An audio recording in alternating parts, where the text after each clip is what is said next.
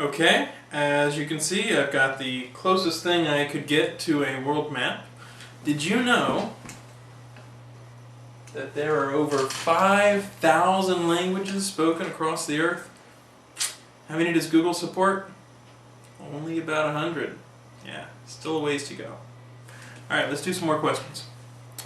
Todd writes in, he says, Matt, I have a question. One of my clients is going to acquire a domain name very related to their business and has a lot of links going to it. So he basically wants to do a 301 redirect to the final website after the acquisition. The question is, will Google ban or apply a penalty for doing this 301 redirect? In general, probably not. You should be okay because you specified that it's very closely related.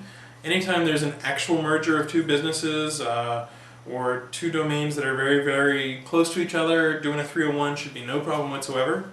If, however, you are like a music site and all of a sudden you are acquiring links from debt consolidation, online, cheap, yada yada yada, that could raise a few eyebrows. But it sounds like this is just a run-of-the-mill sort of thing, so I think you should be okay.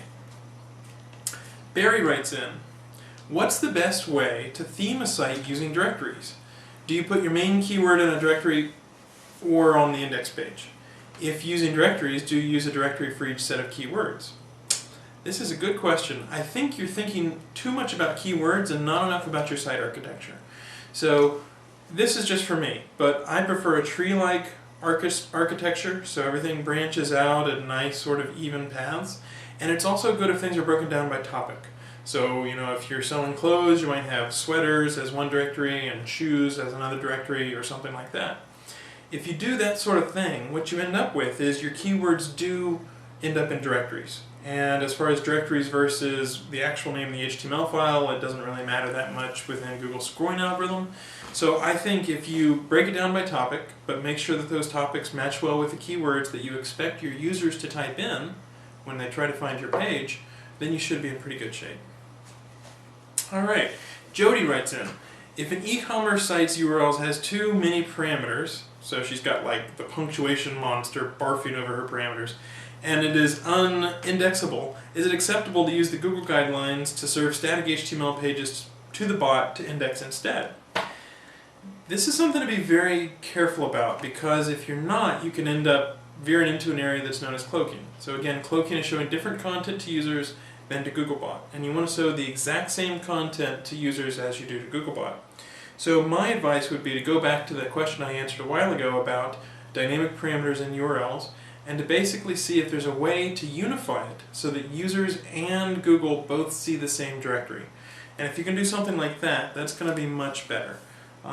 Failing that, you want to make sure that whatever HTML pages you do show, if users go to the same page, they don't get redirected, they don't go somewhere else. They need to see the exact same page that Googlebot saw. That's the main criteria of cloaking, and that's where you're going to have to be careful. John Woolley writes in, he says, I would like to use A/B split testing on my static HTML site. Will Google understand my PHP redirect for what it is, or will they penalize my site for perceived cloaking? If this is a problem, is there a better way to split test? That's a good question. If you can, I would split test in an area where search engines aren't going to index it. Because anytime we go to a page and we see different content, or if you reload and you see different content, that does look a little strange. So if you can, it's better to use robots.txt or htaccess files or something to make sure that Googlebot doesn't index your A/B testing. Failing that, what I would do is I wouldn't use a PHP redirect. I would try to use something server-side to actually serve up the two pages in place. The one thing to be careful about, and I touched on this a while ago, earlier in another session, was you should not do anything special for Googlebot. Just treat it like a regular user. That's going to be the safest thing in terms of not being treated like cloaking. And let's wrap up. Todd asks another question. He says, oh heck, how about a real question? Ginger or Marianne? I'm going to go Marianne. Alright, that's enough for another session.